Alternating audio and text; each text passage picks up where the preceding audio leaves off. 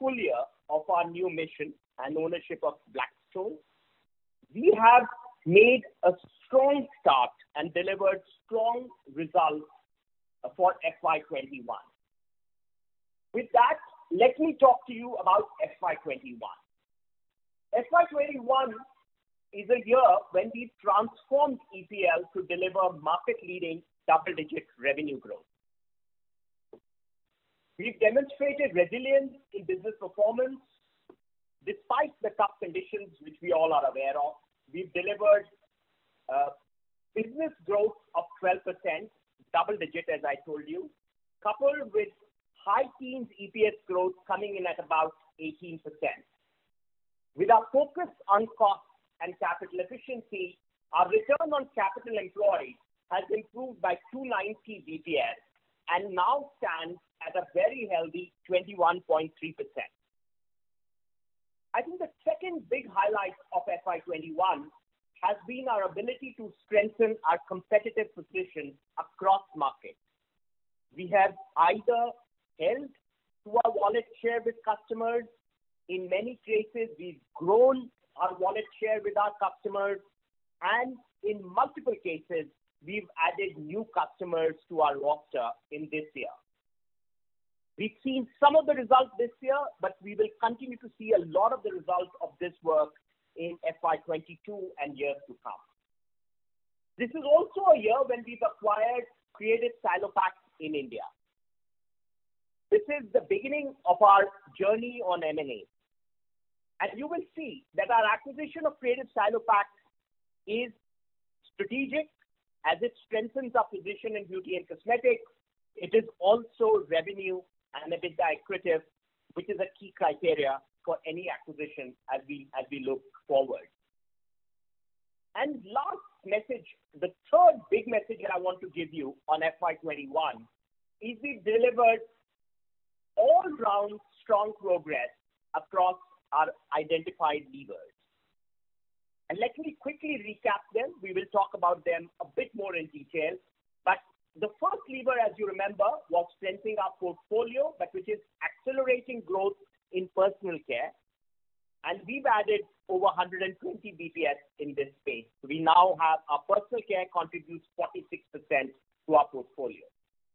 The second one was continued leadership in oral care. We've delivered 9.8% growth in this year in our oral care business. So where we are the leaders, we've managed to grow that segment even faster. The third one was improved performance in Europe. And I think one of the key measures we put ourselves, and we'll talk a bit more about it, is the improvement in margin. And we've actually improved our margin by close to 200 BPS, taking the margin in Europe to about 14.8% in FY21. And the last lever, but a very important lever, is around sustainability. We've basically made a lot of progress on sustainability. We are driving leadership in this zone, and I will talk to you more about this as well. So FY21, we've transformed EPL to deliver market-leading double-digit growth, demonstrated resilience in business performance, strengthened our competitive position, and delivered strong progress across all our identified levers. Let me now talk to you about what we've done in managing the business in this pandemic. I've spoken to you about this in the past as well, but just to quickly recap, I think we've ensured that all our plants are operational, so supply enablement, OTIF, and customer service has been paramount, and I think we've given it some total importance, something that I think we should, and that has been the most important piece. The second area we spoke about briefly is about demand generation. It's about looking at new customers, new categories, and I think we've done a lot of work in this space as well. We started the year with launch of hand sanitization category, but as we've ended the year and as we are entering FY22, we are doing work on many other innovative projects. We are also doing a lot of work around hand wash and innovative options for people to handle the entire pandemic situation as they go forward. The third important pillar is around people and around employee wellness.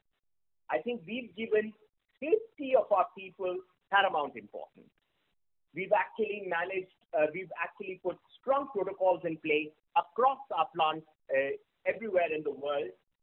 We've actually made sure that we are responsive, we are listening, we basically help people wherever the help is needed. We have a full-fledged crisis committee which has worked round the clock in this time and is actually constituting senior people in our company. And lastly, like we should and we always have, we've managed to keep a very strong eye on costs and manage costs through our ongoing project teams. There are many initiatives which have already been taken, but there are more, and I'm going to talk about them as we progress further. With that, let me share with you the numbers. So our revenue growth, our revenue for FY21 has come in at 30.916 billion INR, which is a 12% growth over previous year. So, and our adjusted EBITDA has come in at 6.472 billion INR, which is a 13.4% growth over the previous year. Our adjusted earnings per share has come in at 8.89, that is 34.6% growth over the previous year.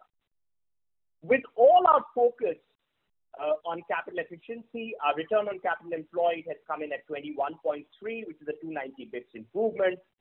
Our business continues to generate cash, and I think that is making our position stronger. So our net debt has come in at 3.14 billion INR, but this number actually is lower than last year if we were to take out the one-time cash proceeds paid for creative acquisition of INR 1.675 billion.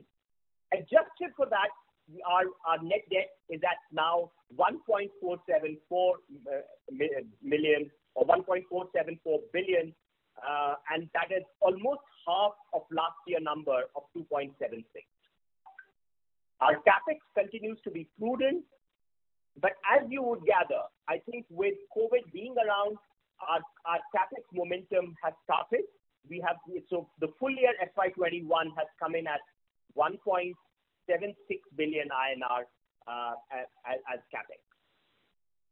If I want to deep dive into these numbers and share with you, I think our adjusted EBITDA has come in at 13.4%, but our EBITDA for the year has come in at a 9.9% growth, which is an EBITDA margin of 19.9%. Our EBIT and EBIT margin, EBIT has grown at 15.4% and EBIT margins are at 12.3%, which is a 30 BPS improvement over previous year. Our PAT has grown at 17.8%. Our adjusted earnings, of course, as I told you, if we were to take like for like, has grown at a very handsome mid-30s in this period. Our net debt to EBITDA ratio now continues to remain very healthy at approximately 0.5 number. So overall, if you look at it, very strong performance in FY21, robust revenue and PAT growth. Organic revenue growth in this period is at 11.3% because the creative acquisition happened effective February 1, 2021. EBITDA margins have been maintained despite very steep price increase and COVID-19 situation. Our net debt to EBITDA stays strong and our focus on capital efficiency continues to grow our ROCE. With that, let me quickly talk to you about Q4 FY21. So Q4 FY21, our consolidated growth has come in at 17.5%. So we've delivered 8.1 billion INR, which is a growth of 17.5% in the commensurate period last year. On this, I also want to share with you that our standalone Q4 growth has come in at 34.6%. Having seen some of the results published by consumer companies recently, our standalone Q4 growth is comparable, if not better, to almost any numbers I have seen up to now. Our adjusted EPS growth has come in at 29.6% for the quarter. Our EBITDA growth has come in at a more muted 5.3%.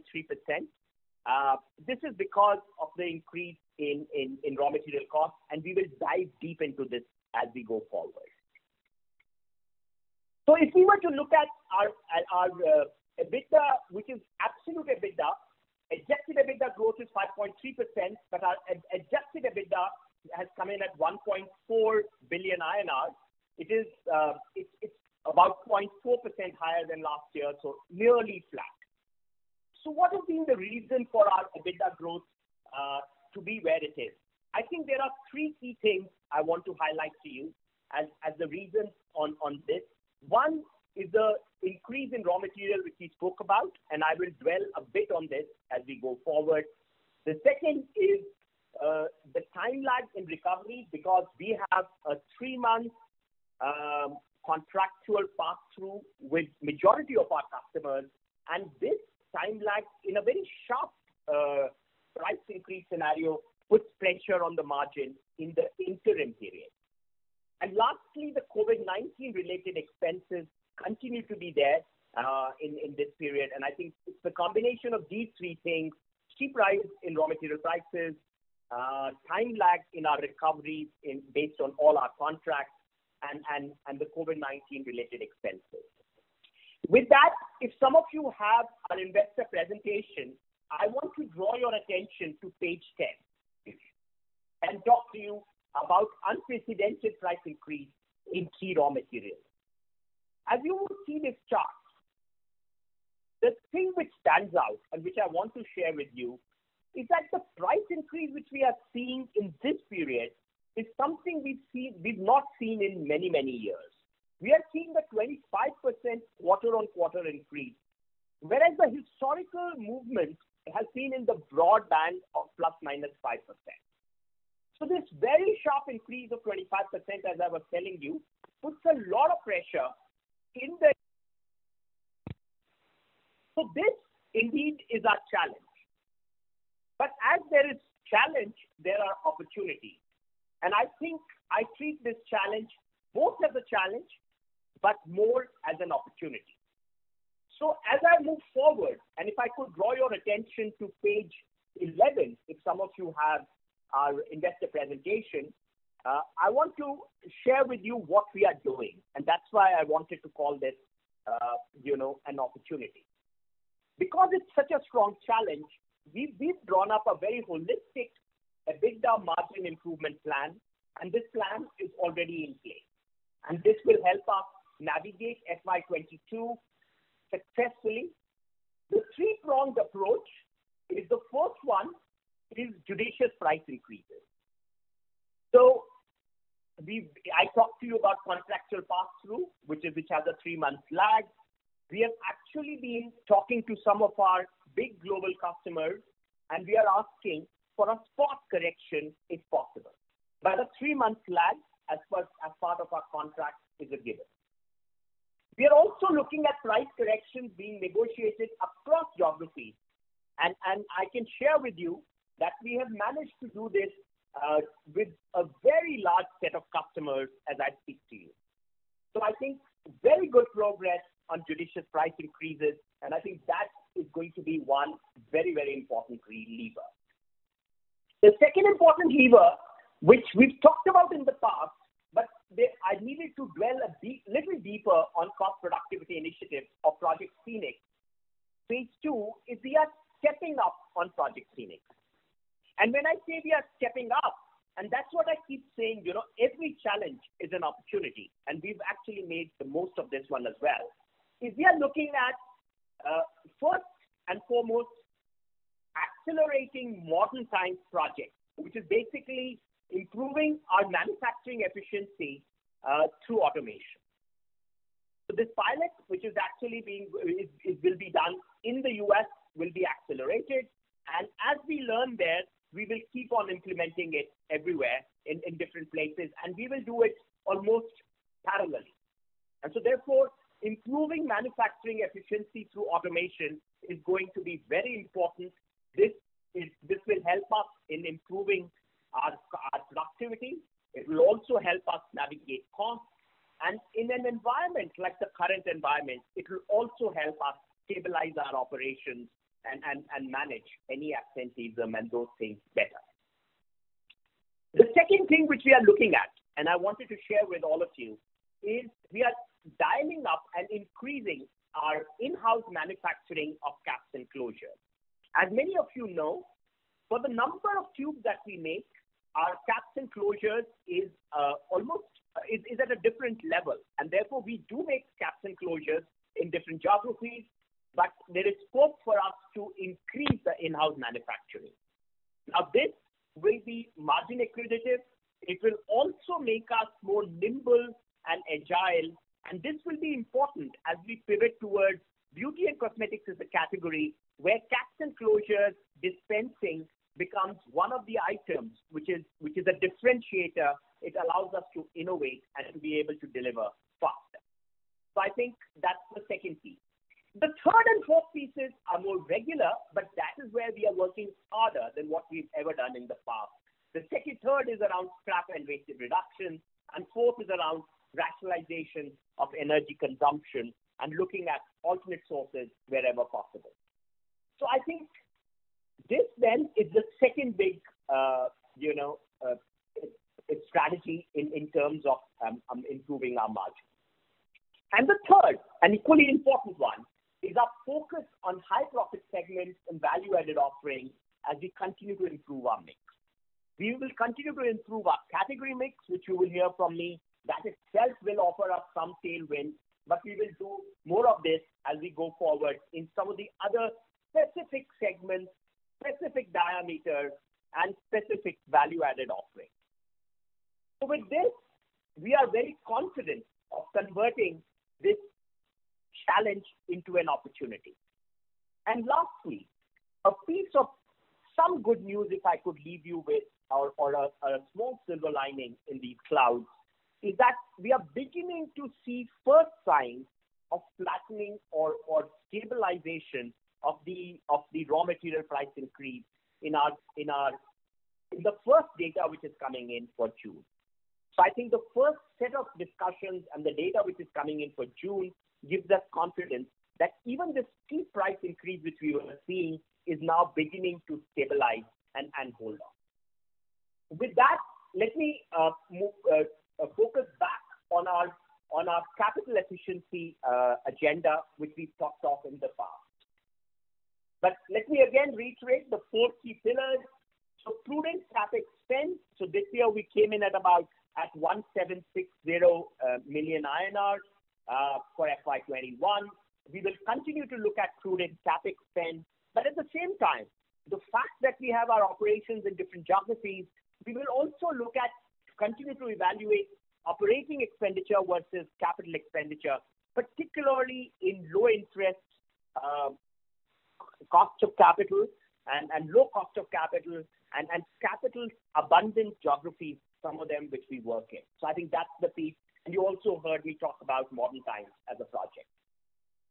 I think the second thing is our journey on reduction in net debt will continue, and we spoke about that. So net of our one-time expense for the acquisition, which we just did in Q4 of FY21 of Creative Stylopack, our net debt continues to come down. As a matter of fact, that number is almost half of previous year's number and has steadily come down, as you can see on slide 12, if you are looking at our presentation.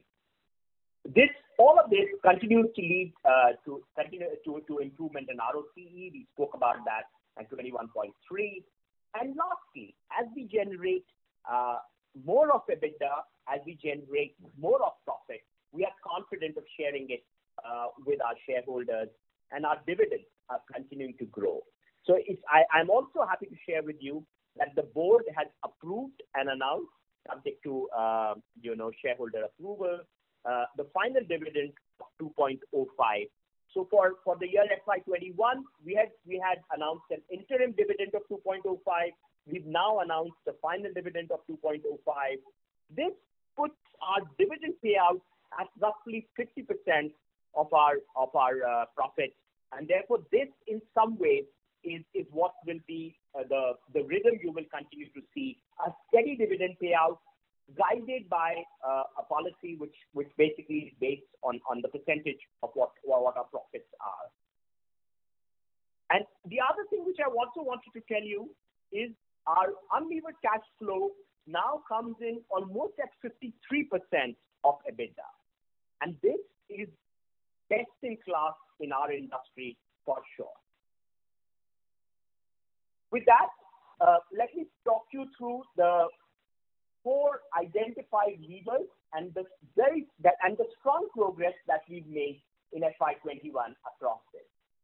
So the first one is accelerated growth in personal care.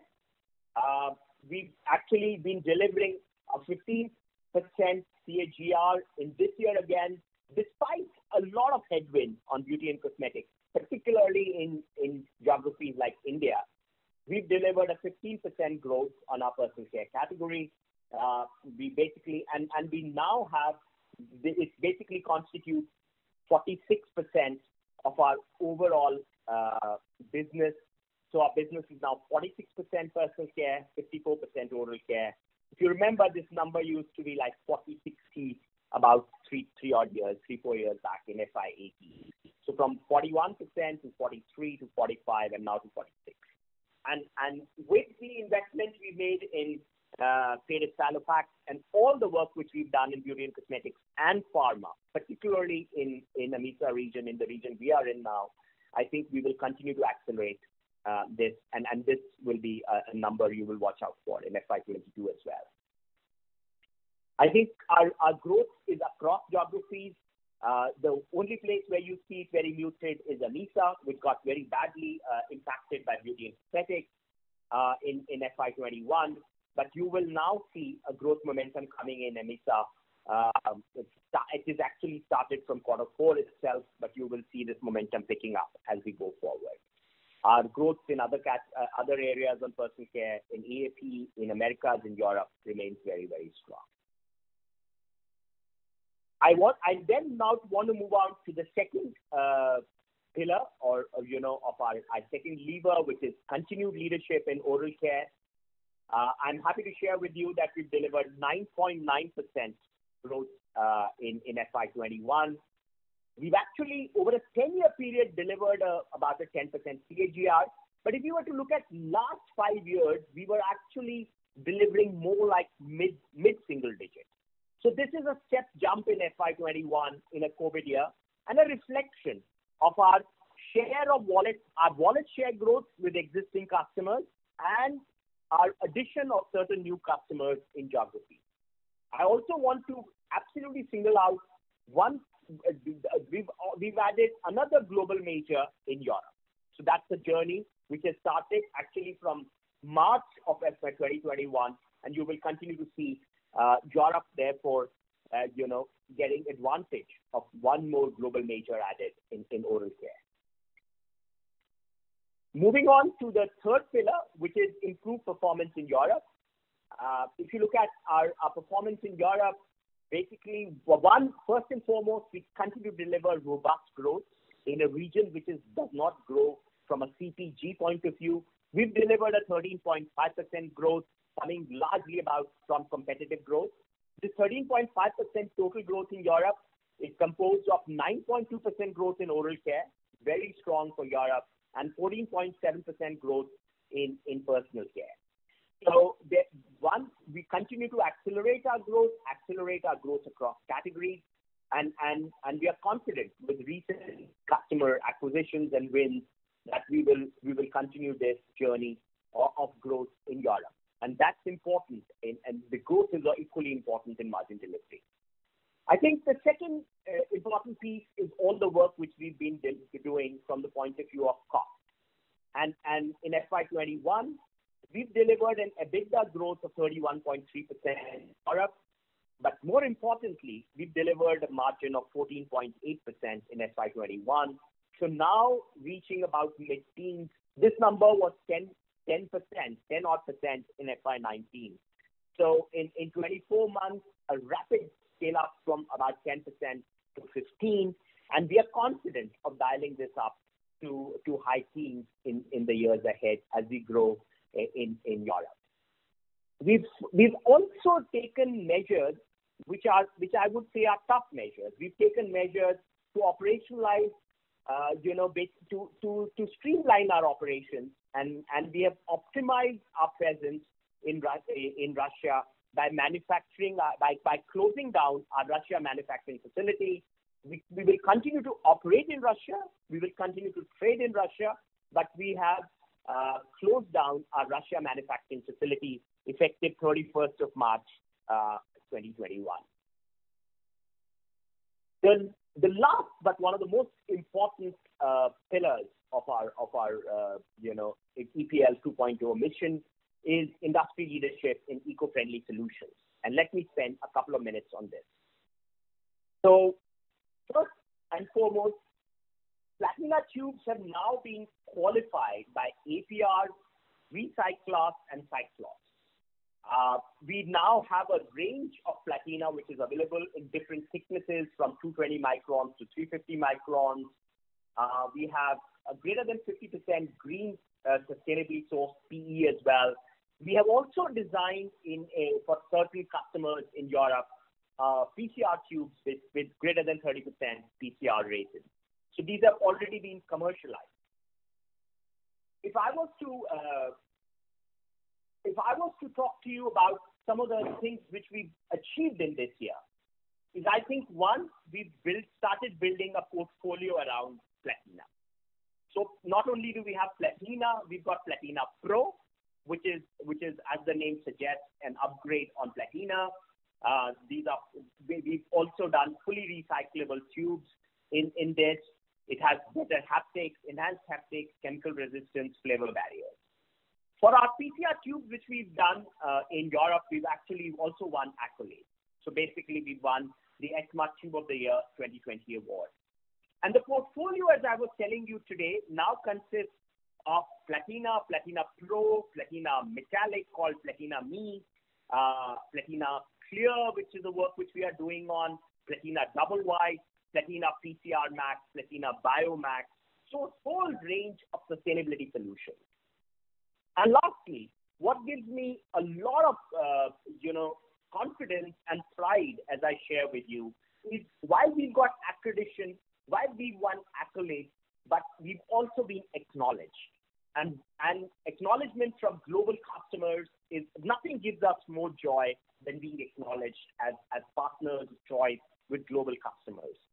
Unilever, one I have shared on slide 26 if you guys are looking at it, but we've also been working closely and have been acknowledged by the other global majors, GSK, Procter & Gamble.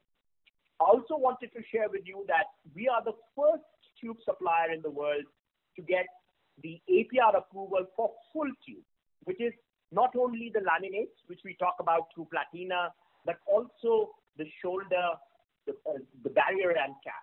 So I think with this, I think we've made a very promising start on sustainability. We've actually commercialized close to 100 million units of tubes in FY21 itself. And this number will continue to grow as we move forward. We are also very conscious of our social responsibility. And I think we've used FY21 as a year in defining and taking our first steps around the strategy for social and corporate social responsibility. And we've defined our strategy in two words, greening lives. Greening lives actually is about green communities, it's about waste management, but it's also about greening lives as in making lives better for people, and therefore there will be programs around that, especially around scale. So the two key platforms we will work under greening lives on, these are multi-year platforms, will be on waste management and on scaling. In a year like COVID, we've actually been very proactive in helping healthcare workers and now more recently helping people out through Akshay Patra to navigate this crisis for the people who need all that help. So we've gone out of the way. We've actually have the right partnerships in place. We are in conversations with startups to be able to do meaningful stuff in the area of waste management. and we are also building a very strong governance when we do this piece. I've spoken to you earlier about Creative, which is now a subsidiary of EPL, effective February 1, 2021. The transaction was consummated at an enterprise value of INR 2.53 billion. The deal structure, this is an outright purchase in cash of 72.46%, and the balance around 27.5% will be through a share swap, which will be pursuant to the merger, which is actually being applied for. Creative founders are now part of EPL's senior management. The thing I wanted to share with you on EPL, early days, but the 2 months which we have seen and the quarter which is going on, we are basically the hypothesis with which we acquired Creative. I think all levers are playing out well, and we are confident of this acquisition delivering to our strategy as we go forward. Lastly, I would like to conclude by sharing with you how do we look ahead, more specifically into FY22. First and foremost, we are very confident of sustaining double-digit revenue growth. The reason I say that is I've talked to you in the past about business development pipeline, and I just wanted to give you an indication that the pipeline we've entered FY22 with is 29% higher than the pipeline we had entered FY21. So just to give you an indication how robust our pipeline is, all the work which we've done in this year and up until now is in order to get basically higher share of wallet or new customers or new categories, actually is giving us very strong pipeline. We spoke about this, but I just want to reiterate that we have plan in place for quarter-on-quarter improvement in EBITDA margin. And I think moving on from here, we will deliver quarter-on-quarter improvement through judicious price increases, cost productivity initiatives, and mix improvement, which I talked about in quite some detail. We've converted the challenge of these raw material prices into an opportunity, which in the longer period, you will see EPL reaping very rich dividends. And as we deliver this quarter-on-quarter improvement, we are confident of our journey of double-digit growth and with basically incremental improvement in EBITDA, which is what we set out for ourselves in the medium term. I spoke about sustainability. That will be a key driver, and EPL is already leading the way for the industry. We will continue to dial up our efforts in this space, partner with our customers to basically come through or deliver ahead of their plans on their SDG goals. Lastly, once again, let me sign off by saying we are committed to delivering market-leading revenue growth and capital efficient consistent earnings growth this year and in the medium term. One thing we will need to continue to watch out for, like many other businesses, is severe COVID wave 3 remains a concern, and we need to continue to watch out for that. Here again, the good news I wanted to share with you is the protocols we've developed, what all we've learned in this period of about 14 to 15 months will come in good stead as we both manage operations and manage costs. And we are confident of doing that better than what we've done up to now. Thank you. With this, thank you for your time and thank you for your patience. We will be, as a management team, we are open to questions. So please go ahead and ask your questions. Thank you once again. Thank you very much. We will now begin the question and answer session. Anyone who wishes to ask a question may press star and 1 on their touchtone telephone. If you wish to remove yourself from the question queue, you may press star and 2. Participants are requested to use handsets while asking a question. Ladies and gentlemen, we will wait for a moment while the questions are assembled.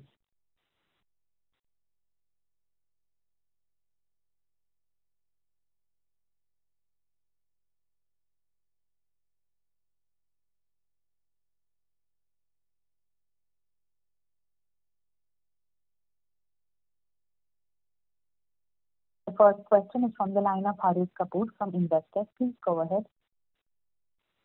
Hello, sir. Thank you for the detailed presentation. My first question was, Colgate's management also spoke about the sustainable tube for active salt. Are we the suppliers for that tube? And then a follow-up on that was, with the transition to sustainable packaging, how much growth do you expect coming from this new lever for next 1 or 2 years? And also, is this margin accretive for us? And also that, do our competitors also provide these sustainable products, or it is just purely innovative and hence would lead to our market share gains? Yeah, so lots of questions there. Thank you for asking them. Yes, we are a leading supplier for sustainable solutions, and in the specific case of the customer you talked about, I'm assuming you talked about Colgate in India. We are working very closely with them in the sustainable journey. So that is one part of the question. I think sustainability is a very important strategic lever as we go forward. It plays three roles. I think one, it is your license to operate in the future. So I think that we should remember. I think that in many ways sustainability future-proofs you as an organization and future-proofs therefore EPL and therefore our packaging solution. Depending on the brand and depending on the solution we provide, it could be margin accretive. But there will also be instances as sustainability becomes mainstream that there will be places where it is neutral. In terms of our preparedness and where we are on sustainability, we continue to believe with all our knowledge that we remain ahead of the curve, while there are other global players who are working on it as well. And from a planet point of view, you need more hands on deck. So that is good news.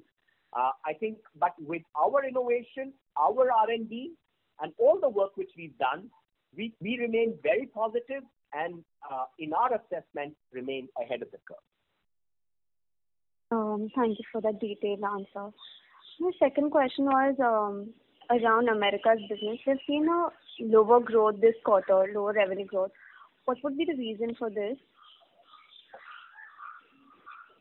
So I will ask my colleague Ram to comment and then I'll add on to it. Ram, over to you for this question, please.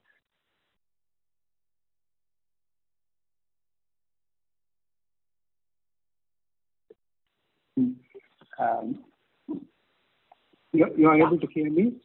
Yeah, we can hear you now. I can hear you before. We can hear you. Okay. Yeah, over to you. Thank you. Most U.S. companies are facing labor shortage. This is one of the reasons. It's not just for us, for most companies. But the demand is really good.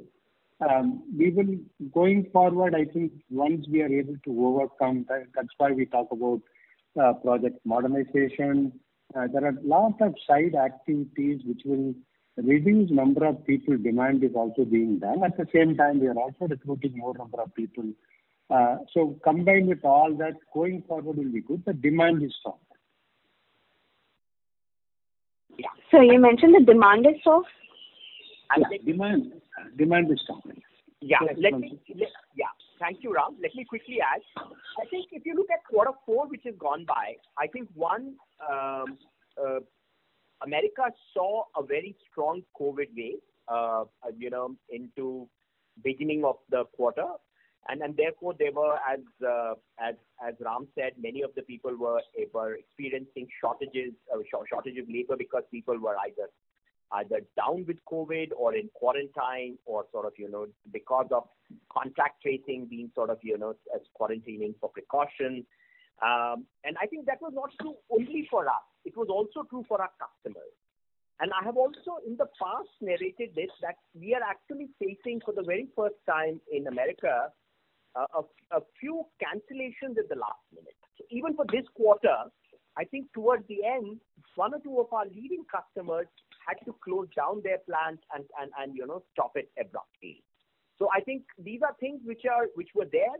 But as you now know, as Ram was telling you, the situation of COVID in America is much, much better. The macro for United States particularly is looking very strong from the point of view of GDP growth. the demand is looking very strong, which we know from the orders which are coming in, and therefore in the period ahead, we are very confident of improvement in America as well.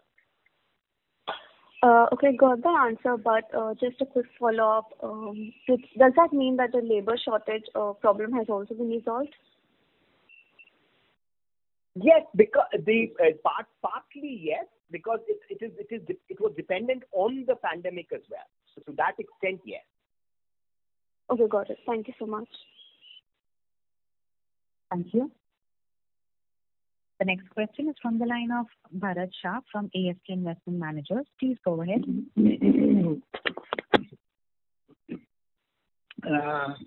Thank you, Sudhanshu.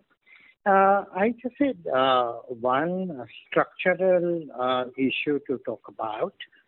Given the fact that our oral care is a category, is a mature business globally, and personal care relatively greater opportunity to grow. So that is that may have a greater growth potential. But when I add up the two, on a sustainable basis, what is the kind of a long-term actual business volume growth would you ascribe? I mean, profits maybe function also of the operating leverage and some amount of financial leverage. So profit growth for some time may grow at a rate faster than our volumes and the top line. But I want to understand on a long-term structural basis, what kind of growth would you assume for A, for your oral care, and B, for your personal care activity? Yeah. So thank you, Bharat. We've spoken about this a bit in the past as well. I think the fact that we are strengthening both the pillars and both, in a way, if I could look at it, this is like our double engine. I think we are confident of balancing and moving forward as we go. So one, when we say oral is mature, the point is that there is still considerable room for growth. We've been demonstrating it year on year. Even in last year, we've delivered a 9.9% growth in oral. So we continue to believe that there is room for growth in oral, and you know, on another day I can get into various levers which give us the growth potential. But you are right that beauty and cosmetics has a much higher growth potential, both the market growth and our own share perspective, pharma, beauty and cosmetics, and we continue to work a lot on that. So I think, you know, in across the regions we've done, and we are growing that segment faster, and therefore that share is continuously growing. So we are working on that piece, and we are getting ourselves geared up to increase the velocity of growth further on the personal care and specifically beauty and cosmetics and pharma. So I think, you know, we see growth potential in both areas. We continue to see high single digit kind of numbers for oral as well in the medium term, and we would like to see mid to high double digit numbers for what you call personal care, specifically beauty and cosmetics and pharma. Okay. Yeah. Thank you, Sudhanshu. Thank you. The next question is from the line of Sumant Kumar from Motilal Oswal. Please go ahead. Yeah, hi sir. So my question is regarding the America. We have in the Q3 we have discussed about the travel tube lower sales. So with the opening of the market, can we expect that segment is going to have a will be a driver for America? And can you talk about what was the total percentage of the business of the travel tube? So travel tubes contribute a large part. I would not like to share, but yes, in case of America, they contribute a large portion of our business, and therefore America had a bigger headwind with travel and tourism taking a beating. You are right that with the opening up of US now, there is already we can see demand coming in, and we've got to navigate this as we go forward, because this pandemic has waves, as you know. So I think as I speak to you today, yes, the situation is opening up and the demand is improving and demand is better, and so that part should be good. But what gives us confidence for America is the work which we've done across in strengthening our pipeline. And and Ram was speaking to it in response to the earlier question, but we've opened up on West Coast. We've actually now have more customers who have come in. We have got more beauty and cosmetics, orders. So the work which is there, we have some high-end oral tubes. So the work which we have done overall continues to give us confidence for growth in America. And I think if the situation on COVID improves and becomes near normal or the new normal in future and travel comes in, that will be an added benefit on top of it. So this question is regarding America. We have mentioned in the PPT the new customer wins across category and conversion from bottle to tubes, conversion and cross-selling of personal products also. So assuming these factors and the recovery in tube segment, we can see in coming quarter is going to be a robust for America business.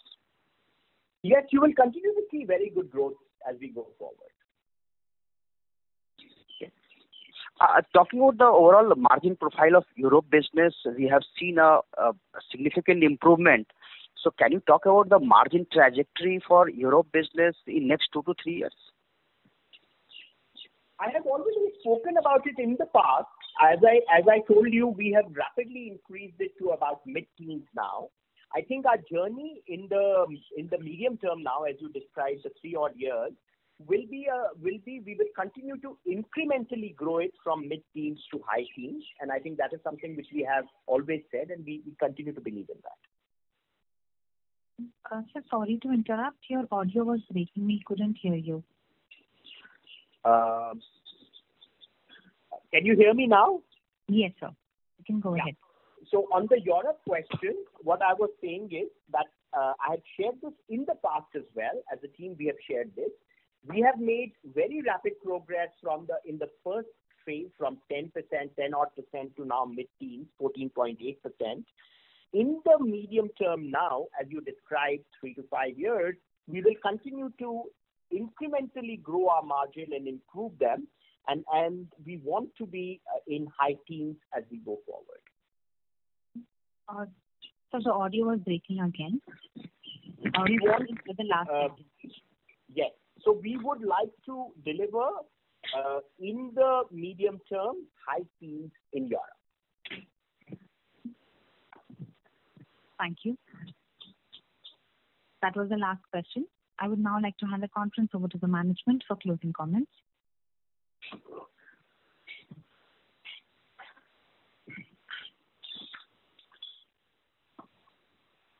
So thank you very much. I think thank you for your time, and I just want to once again sign off by letting you know that as we look into the future, we remain confident, we remain positive and optimistic with continuing to strengthen our position as a company and driving our leadership on sustainability. So double-digit revenue growth, plan in place for quarter-on-quarter improvement in EBITDA, and sustainability being the driver as we go forward. The one area we would need to continue to watch out for is if there are further waves, and especially a severe COVID wave in the future. So, and we remain committed to delivering market-leading revenue growth and capital-efficient, consistent earnings growth. Thank you. Thank you for your time. Thank you, Ed. Thank you. On behalf of VittiMarkets Institutional Equities, that concludes this conference. Thank you all for joining us, and you may now disconnect your lines.